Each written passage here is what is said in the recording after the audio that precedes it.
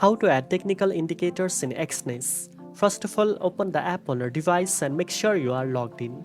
On the home screen, tap on the trade section to access the available market. Select the instrument you want to analyze, for example, Euro or USD, and tap on it to open the trading interface. To add technical indicators, tap on the indicator button. This will open a drop-down menu with a list of available indicators. Select the indicator you want to use, such as moving average, RSI, MACD, Bollinger Bands, or any other available tool. Tap on it and it will be applied directly to your chart.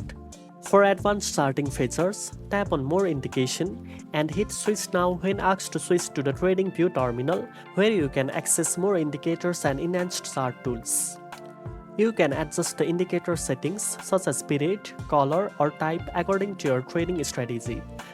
Proper customization helps you analyze trends and more informed decision.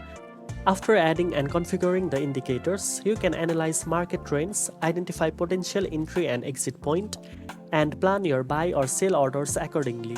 Now you know how to add technical indicators in Exness. If you found this video helpful, don't forget to like, share, and subscribe for more trading tips. Thanks for watching, and I'll see you in the next one.